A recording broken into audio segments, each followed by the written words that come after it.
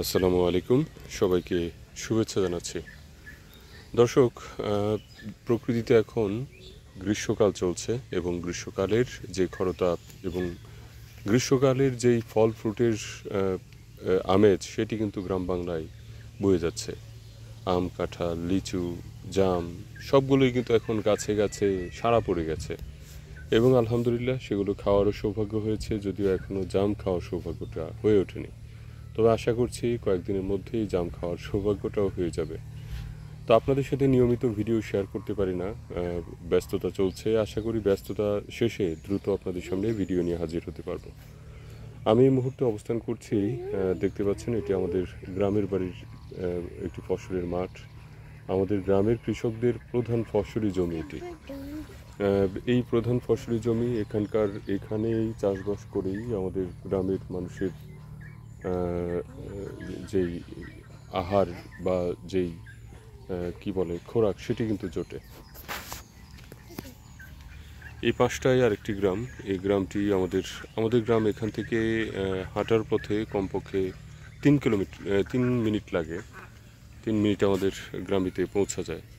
আর এই পাশে আরেকটি গ্রাম, আমাদের এই আরেকটি পাশের গ্রাম।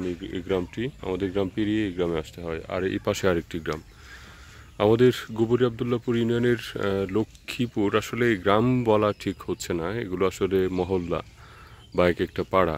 আর গ্রাম বলতে লক্ষ্মীপুরকে বোঝানো হয়। এবং আমাদের যেই আমাদের গোবরী আবদুল্লাপুর ইউনিয়নের লক্ষ্মীপুর গ্রাম, এবং এই লক্ষ্মীপুর গ্রামের বেশ কয়েকটি মহল্লা রয়েছে, পাড়া রয়েছে, এবং এই পাড়াগুলোর বেশ কয়েকটি পাড়া রয়েছে।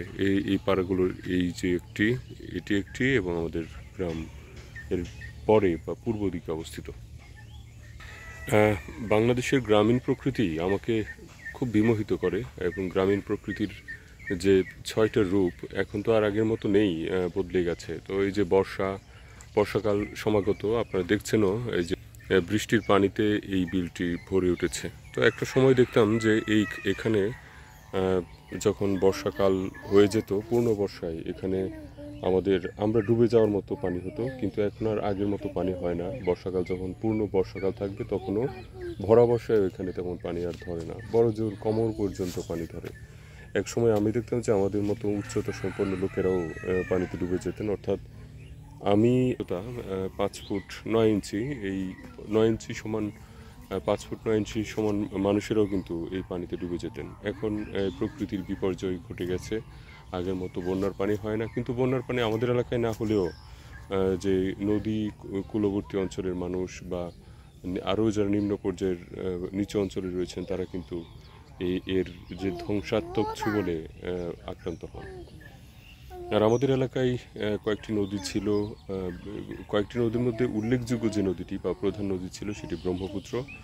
ব্রহ্মপুত্রের অবস্থান এখান থেকে খুব বেশি দূরে নয়, পুরাতন ব্রহ্মপুত্র, যেটি এখন মরে গেছে। এখান থেকে আপনারা দেখছেন যে দূরে একটি গ্রাম দেখা যাচ্ছে, ফকিরপাড়া নাম, আমাদের লক্ষ্মীপুরের আরেকটি মহল্লা। এই মহল্লার পেছন দিয়ে বয়ে গেছে পুরাতন ব্রহ্মপুত্র নদ, সেটি মরে গেছে বা একটা নিষ্ক্রিয় নদে। এটি যেটি আমি জানতাম যে 1757 বা 85 সালের দিকে সম্ভবত একটা ডাউকি ফল্টে একটা ভূকম্পন অনুভূত হলে এর গতি প্রকৃতি নষ্ট হয়ে যায়, এবং এর পরবর্তীতেও আমাদের কুলিয়ারচরের পার্শ্ববর্তী যার একটি উপজেলা রয়েছে কটিয়াদি, সেখানে এই নদীতে বাঁধ দেওয়া হয়। বাঁধ দেওয়ার আগে নাকি আমাদের পাশের যে গ্রামগুলো ছিল, এই যে ফকিরপাড়া বা আশেপাশে প্রত্যেকটা গ্রাম ভয়ানকভাবে প্লাবিত হতো এবং ভয়ানক নদী ভাঙনের সম্মুখীন হতো। তারপর বাদ দেওয়ার পর 80-র দশকে বাদ দেওয়া হয়। বাদ দেওয়ার পর এই গ্রামগুলো রক্ষা পায়। তবে একটা ক্ষতি কিন্তু হয়ে যায়, প্রকৃতির যে নদীটিও মরে যায় এবং প্রকৃতিরও ভীষণ ক্ষতিগ্রস্ত হতে থাকে, যার প্রভাব হয়তো এখনও আমরা মনে করছি যে নদী বাঁধের কারণে আমরা এই ঘরবাড়ি বসতবাড়ি স্থাপন করে থাকতে পারছি, কিন্তু এর যে বিরূপ প্রভাব সেটি হয়তো মানুষ আস্তে আস্তে উপলব্ধি করতে পারবে, যেটা মনে হচ্ছে। কারণ প্রকৃতিকে তার মতো চলতে না দিলে প্রকৃতি তার বিরুদ্ধে যে কোনো পদক্ষেপই নেয়। এবং আমরা দেখতে পাচ্ছি যে বাংলাদেশে এই ধরনের যে ধরনের লক্ষ্মী ছাড়া কাজকর্ম বলা হয়, যে অযৌক্তিক কাজকর্ম, তার কারণে প্রকৃতিতে কিন্তু বিরূপ প্রভাবে যে বন্যা নিয়মিত হয় না, বা হলেও বন্যার পর্যাপ্ত পানি, কোথাও প্রচুর ভয়াবহ বন্যা হয়, বিপদসীমার উপর দিয়ে পানি অতিবাহিত হয়, আবার কোথাও কোথাও দেখা যায় যে বন্যায় হয় না, যার কারণে আসলে বাংলাদেশের ফসলের যে উর্বরতা, মাটির উর্বরতা সেটিও নষ্ট হয়ে গেছে। আর এই যে অকালে আগে দেখতাম যে বৈশাখ মাসে আমরা যখন ছোট ছিলাম তখনও দেখতাম যে নিয়মিত ঝড় হতো কম বেশি, কিন্তু এই বছর ঝড়ের প্রভাবটা আমাদের গ্রামে তেমন দেখা যায়নি। নিয়ম করেই যেন ঝড় আসতো বৈশাখ মাসে, বা এই যে এই মৌসুমে গ্রীষ্মের মাসগুলোতে, কিন্তু এখন বৃষ্টি হয়েছে তো একবার, ঝড়ও হয়েছে, যে প্রকৃতি কেমন যেন বদলে গেছে। আর তাছাড়া এই যে বজ্রপাত, এটা তো ভয়াবহ রূপ ধারণ করেছে।